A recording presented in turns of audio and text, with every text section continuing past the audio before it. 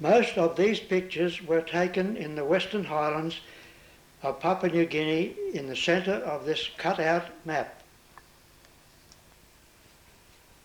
The island of Papua New Guinea is quite tropical, being only 10 degrees below the equator,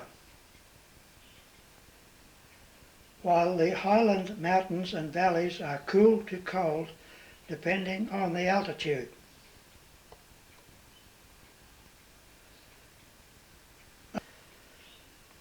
Mostly the mountains are heavily forested.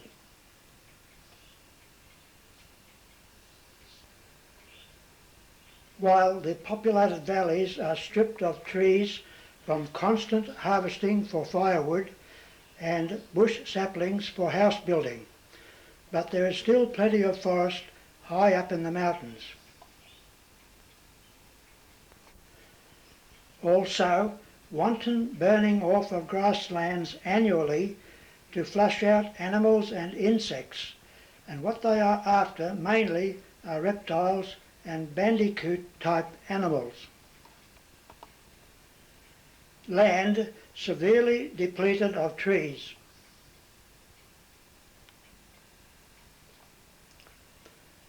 Most valleys are narrow and quite hilly, with food gardens spread out all across the valley. This is a frequent sight after early wet season rains have cleared away.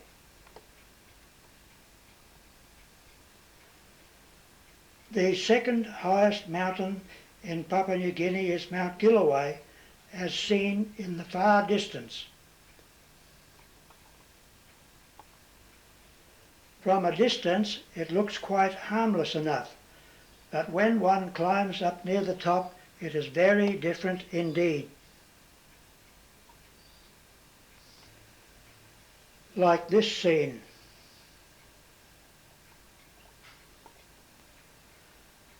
On the top, between the main crags, there are small level areas, and these are dotted with small lakes. And there are a few larger lakes, and the water in all these lakes are crystal clear. There are many steep pinnacles right near the top.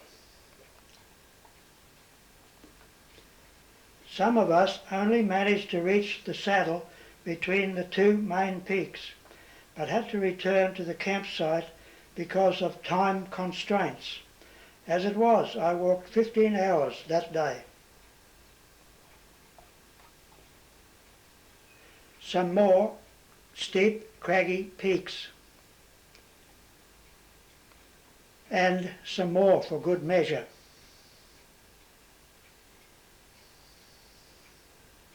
Small, mossy streams drain the lakes on the top.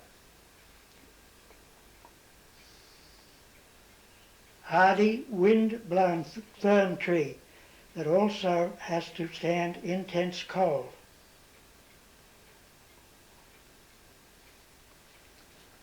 Small, hardy flowers abound everywhere. A pretty mini plant of the rhododendron family. Just below the 10,000 feet tundra line, heavily wooded but stunted trees abound. The tree trunks are covered by mossy plants. Also, ferns, orchids, and tree-dwelling rhododendrons abound. The third highest mountain in Papua New Guinea is Mount Hagen, seen in the far distance, with the foothills in the foreground. In the highlands, very few valley floors are flat and wide enough to permit mechanical cultivation or to run cattle, as seen on this coastal Markham Valley scene. It is mainly in this valley that peanuts and sugar are mechanically harvested.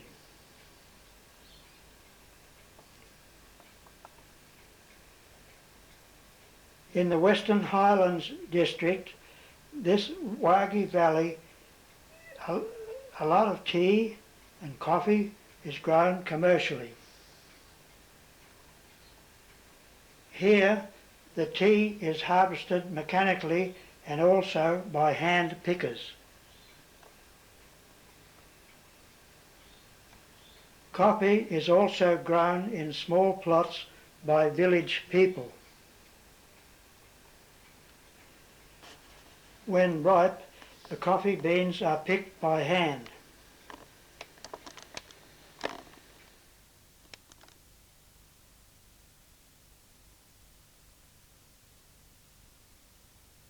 So, who is this language group that live here? They are known as the Enga people, the largest language group in PNG, and they number about 400,000. They are Melanesians and are brown-skinned rather than black. They are basically quite friendly people. They are quite robust and they are well fed.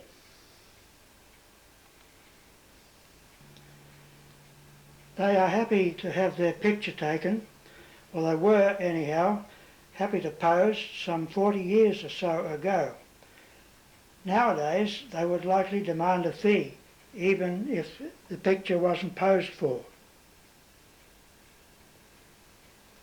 Their staple food in the highlands is the sweet potato, yam. The potato tubers are grown in gardens where the soil is heaped up in mounds to get more topsoil together and to provide good drainage in wet seasons. It is the woman's job to weed and to dig up the mature tubers with a sharpened stick. They also grow sugarcane, which you might call a dessert, which is sweet of course, and eaten after the main meal. Bananas are grown too, and they are usually cooked green and eaten.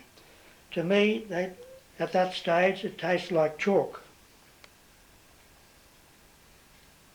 These banana bunches here are for sale at a village market. In the dry season, special gardens are prepared and they grow taro tubers, yams, corn, spinach, beans and many other greens. Bananas thrive anywhere in the highlands. Not all sweet potato plots are perpetually used year after year like this large plot shown here. Where the soil is poorer, one crop is grown one year, then they let the weeds take over for a few years as a fallowing process. When it is festival time and lots of food is required, pits are dug and many stones are placed in there. A fire is lit to heat the stones until they are quite hot. When the fire has died down, some of the stones are removed and the pit is lined with banana leaves. Then the food is placed on top of that. Some sweet potatoes and more hot stones are then placed on top. Then more leaves are placed on the food. This piglet is about to meet its doom. Then the carved up pig is placed in and more stones to get a good steam going. Then the final layer of heated stones are put in and a lot of leaves placed on top of that. Then lastly, after the final seal of leaves, ground is piled up high over the pit to seal all of the steam inside. A few hours later, the pit is uncovered and the leaves are lifted off and the food removed for consumption. And the food is yum, I assure you. I've eaten it. I even did some pit and hot stones here in Queensland once in a pit, and it also turned out yum, yum. And may I also assure you that no one washes the food first. No one washes his hands before, during the cooking rituals and or after the removal of the food. But you don't think about that, or you try not to.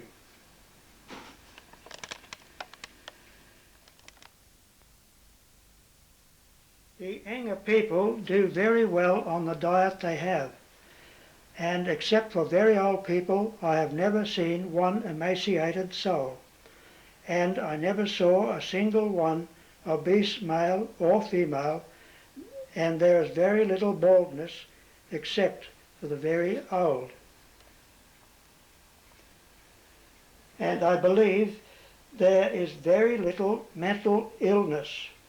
Of course, this applies only to village grassroots people, of course, and I have seen many, many thousands of village people.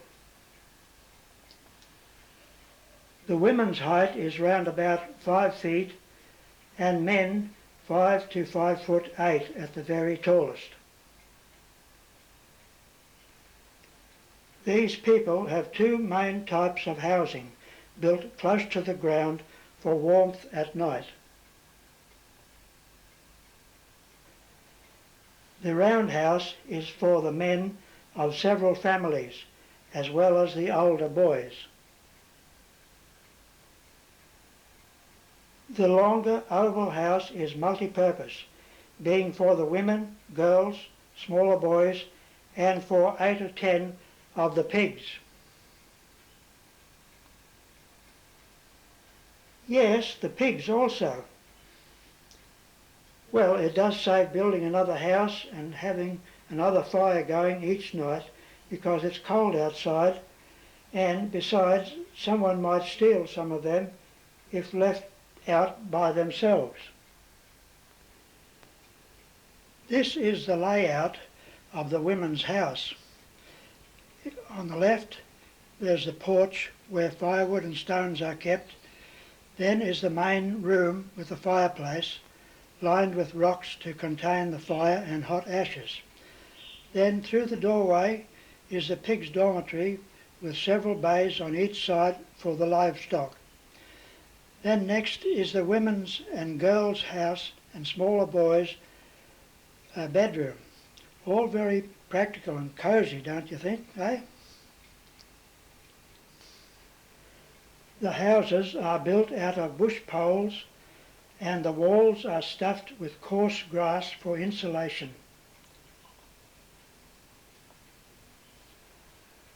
And the thatched roofs are covered with coarse kunai grass. Naturally, the people form a very close relationship with their small flock of swine. But if asked how they can bear to kill and eat them, oh well, we have to forget that close attachment because they taste so good to eat. Both the men's and women's houses are very low set.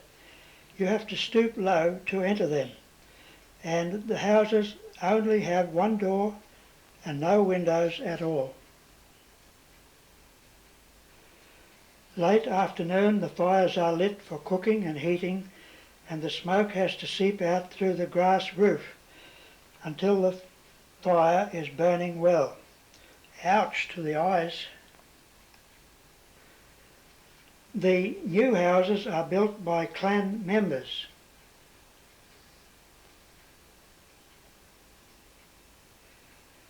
In the dry season, these houses burn very easily.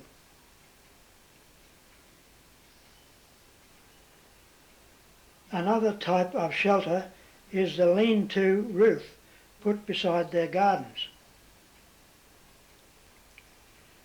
This is only used for a quick run-to shelter in case of a sudden rain squall's appearance. Ireland's rain is cold at 5,000 to 8,000 feet, be assured. None of these buildings shown so far use any nails or wire or bolts in the construction. It's all tied together with rope bark slivers. It is entirely possible to erect large buildings using bush materials only, except for some nails to attach rafters to the main frame of this large church. For sheer strength and tenacity, try shinning up a post with a large pole on your shoulder. Amazing. Fixing rafters to the main frame with nails and an axe for a hammer. Tying on the bamboo battens using bush vines and pliable bark strips. Tying on with more bush vines and bark, etc., tons of kunai grass thatching is attached. Here you see the neat finished product.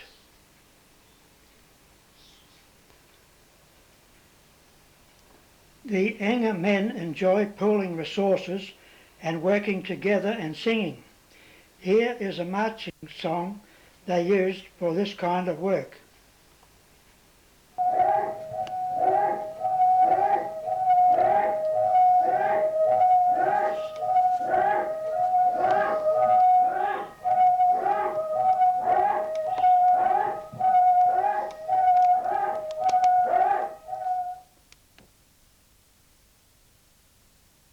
In terms of economics, the most important event in the lives of the Enga people is the Tay, where hundreds of pigs are traded, swapped or given away, all with a motive, of course. I call it a lease-lend usury system. It's all a very complicated, all-embracing trading system. Months beforehand, special stakes are prepared and lined up on the communal grounds of each tribe in eager anticipation of the long-awaited coming events. Early on the morning of the settlement trading day, each participating man has his own small trading ceremony right near his house. The traded pigs are then led away to the ceremonial grounds on their own four legs. Or, if the pigs don't want to cooperate, they are trussed up and taken there by force.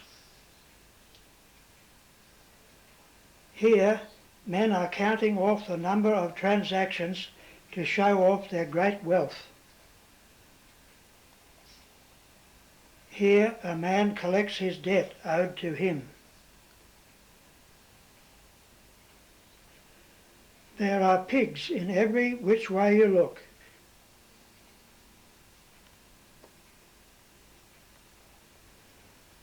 Polished mother-of-pearl shells are also traded at these Tay ceremonies. These shells, as well as young cassowary birds, are displayed during an elaborate dance round and around the grounds.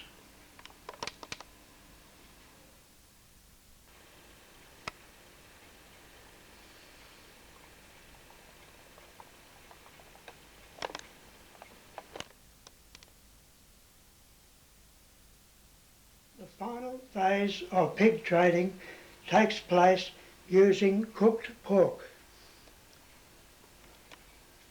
Here we see pork cooked before taking it to the repayment ceremony. Prior to this ceremony, long platforms are built. When the big day arrives, the cooked pork is carried to the ceremonial grounds. Everything is lined up neatly on the platforms in readiness for distribution. The settlements are taken place then. See how fatty the large pork sides are, and all the offal is wrapped in leaves and displayed in the middle of the two halves. Everything is cooked and eaten. Nothing is wasted except the squeal of the pigs. There is a lot of bellyache around at this time due to the huge increase of meat and fat in their diet, which they are not used to eating. And besides, the pork is dirty and sometimes stale and well past its use by date.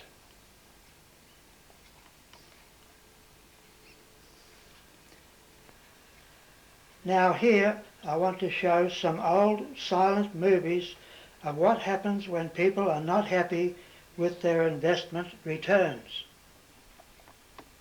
I made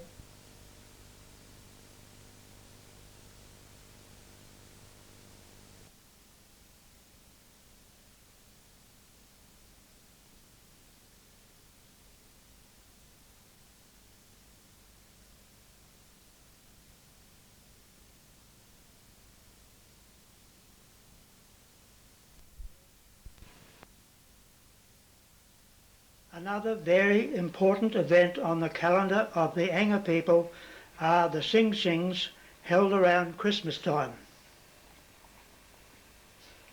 Large crowds come to witness these dances. These events last about a week and are held in daylight hours, of course. It's mainly the men that participate. And it's mainly the men that participate in the dancing, and they stay put on the one spot all the time. The Enga people stay put and dance in one spot and don't move around like some of the other dancers, other tribes. How they can sleep with such a big wig attached to their head, I don't know. Maybe it's an inbuilt pillow. Some days before the dances start, would-be dancers begin building wigs with hair saved from their wives and children. Their hair is extremely curly and can be primped into form quite large wigs. At the Sing Sing grounds, most anybody is a big shot, or more correctly, a big wig. Back to the preparations. Here are birds of paradise plumes mounted on bamboo spikes on standby for use. When the wig is all done, the plumes are speared into the wig. En route to the ceremonial grounds, this twosome are tuning up their drums.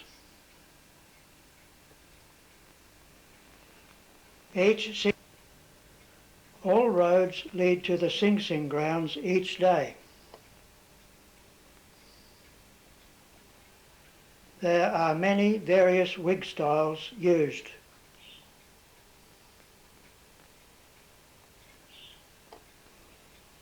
I think this style of headdress is the neatest of the lot. If rain should threaten, the headdresses are quickly whisked off and wrapped up for safekeeping. and the Sing Sing goes on minus the headdresses.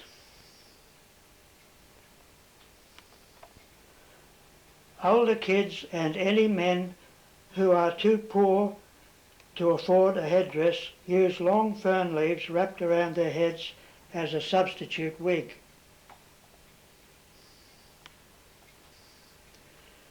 Groups form and reform in different combinations.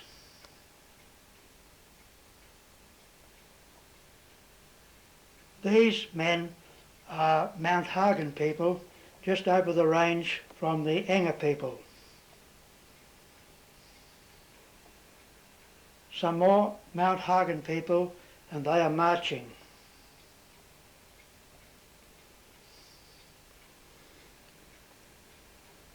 Fabulous feathers in the headdresses.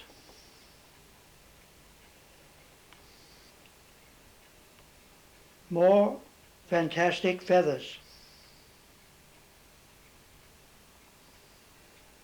Here, some ladies have a go.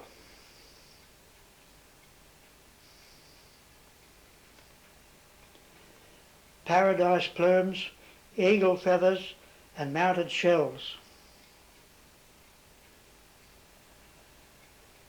More paradise plumes and mounted shells. At a big and important Sing Sing, quite long lines are formed. Round wigs, spears, and special apron-like skirts.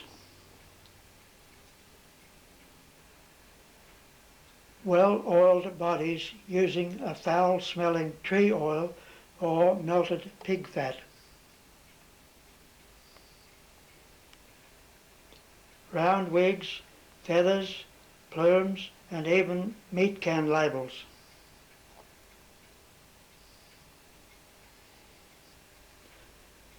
The aprons must all sway in a special way and must be in unison.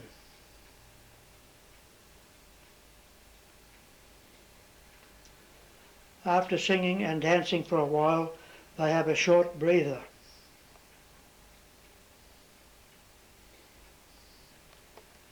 There's my favourite headdresses again.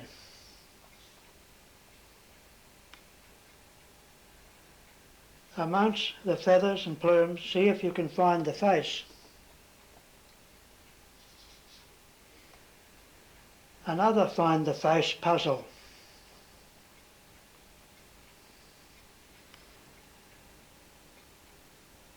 Several kinds of bird of paradise plumes, along with parrot feathers, are used in this headdress.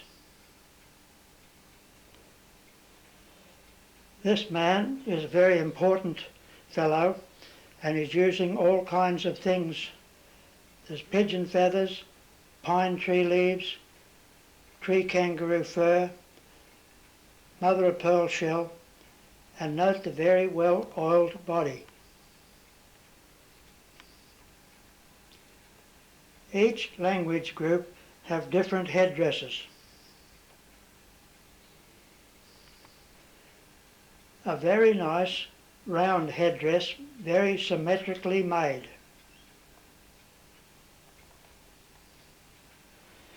Feathers in all directions here.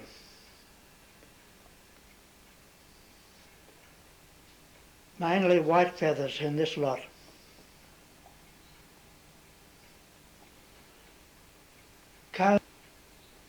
Cone-shaped decorations that fit over the shoulders.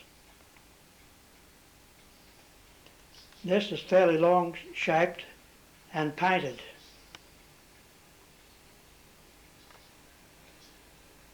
Some fairly long ones here, at least 20 foot.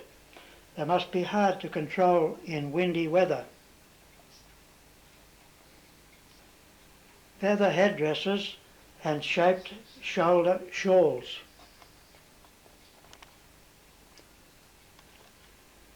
This gorgeous, shy little girl was the highlight of the whole Sing Sing this day.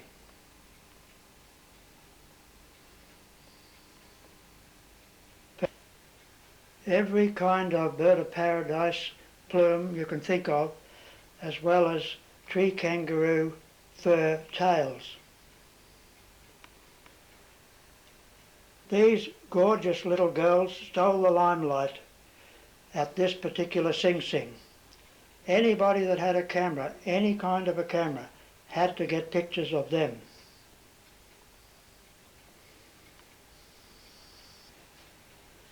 After the show is over for the day, all roads lead homewards, rain, hail or shine.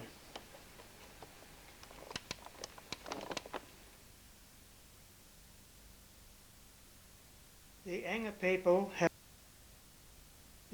people have two other important parts to their lives, and that is youth initiation and the fertility cult spirit worship ceremonies.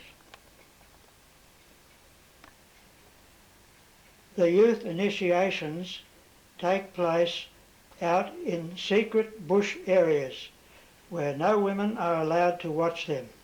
All sorts of hocus-pocus things are done there and taught to them. After a week, they are now presented to the public as fully fledged men with full tribal rights and responsibilities in their everyday life. These boys, now men in their own rights, are presented to the tribe with special oiled wig covers, well-oiled bodies, and each with a black palm spear with special leaves at the waistline.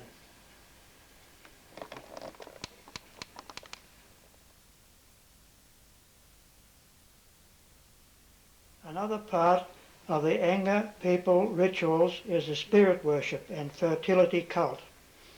All sorts of hocus pocus goes on behind high fences. No women are allowed to see any of the goings on inside. The spirits are said to live in some specially painted and stones with a very odd shape.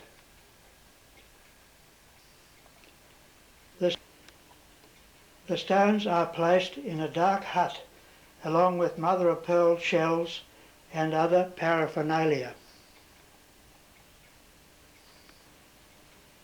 A pit cooker is prepared to cook the food offerings for the spirits.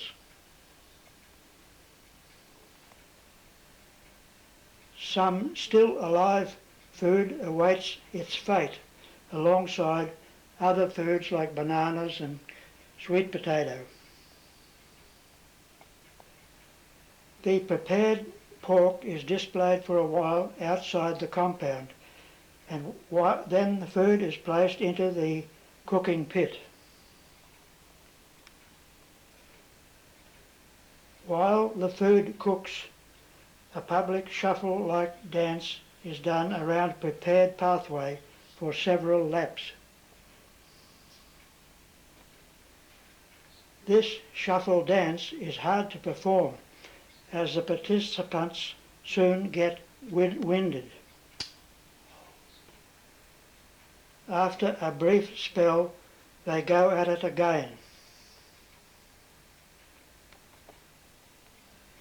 These dancers are well dressed up in their Sing Sing regalia with new clean apron, skirts, holding up a shiny mother-of-pearl shell in front of them as they go around, and also note the well-oiled bodies.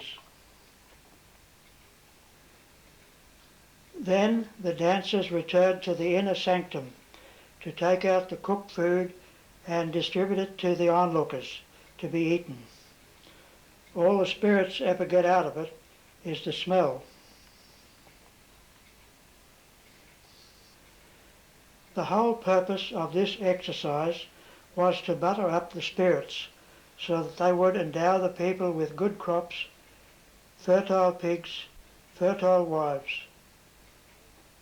And I might just mention here that the Enga people never had any idol worship.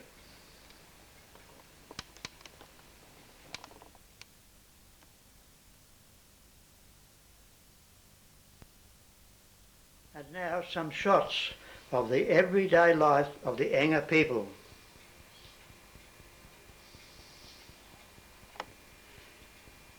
Sitting around and talking is a good pastime of the Enga people. Got to bring home some more firewood.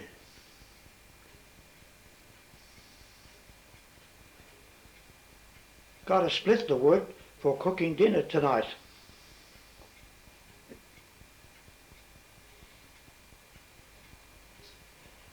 Got to split extra wood for the feast tomorrow.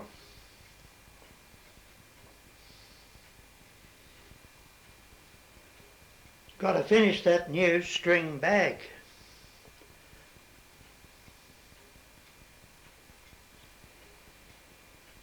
Got to tidy up this grass skirt and get it finished.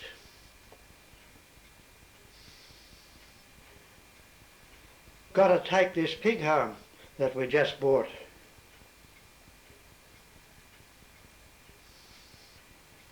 Got to carry these sweet potatoes home for dinner tonight.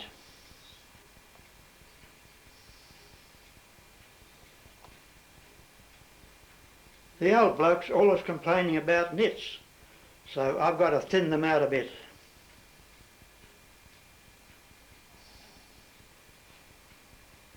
Got to get this gravel out on the bad patch on the road.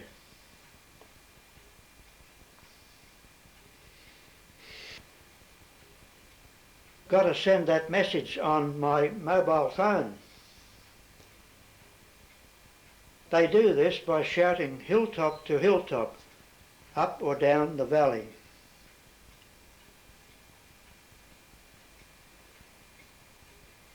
Got to get a few bits and pieces at the local store. Note the well-greased walls on the right-hand side.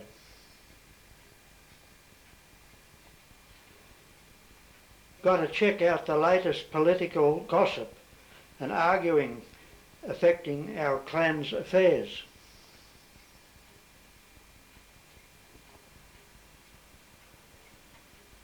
Got to ignite some fire for tonight's meal. They can start a fire in seconds once they have all the materials on hand.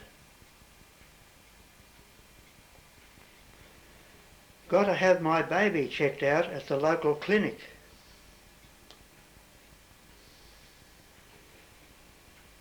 Got to have an afternoon nap so I'm fresh for tonight's party.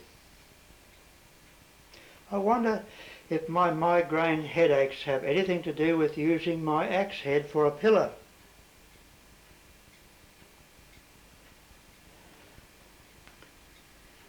And I've got to have a nap too. If it's good enough for him, it's good enough for me. Besides, I'm a lot older than him anyhow.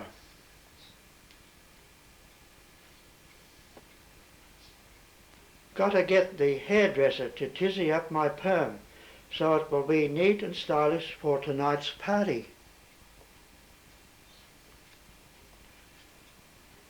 I got to get an informed appraisal of the value of this nice fat pig.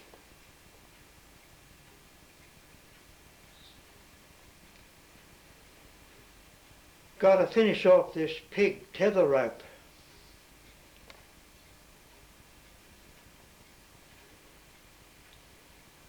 Got to practice on my bamboo Jew's harp for the party tonight. I'm one of the entertainers.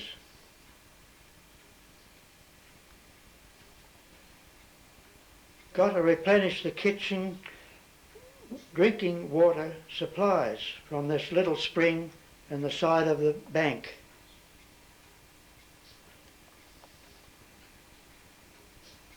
Got to check out how this intertribal court case is panning out for us.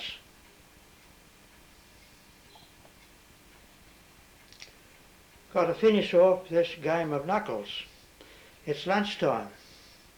They use small white pebbles for this game.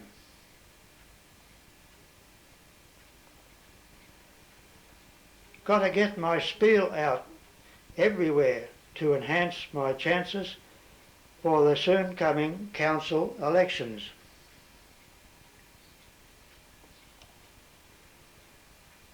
Got to get my baby enrolled in the best baby competition that's being held next week.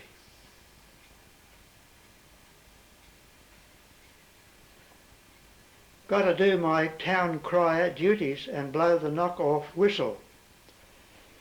Here they use a conch shell from the coast, and in pidgin English this is called the bellow. Got to get my pyrethrum daisies picked for tomorrow when the buyer comes around.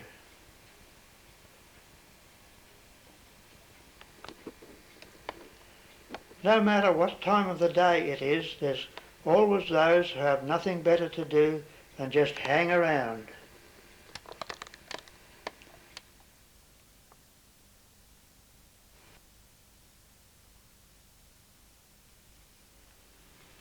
So thus, this has been a short spiel, a good glimpse of people and places, of folks and faiths, of leisurely life, and vivid vistas of the lovely land of the Papua New Guinea highlands.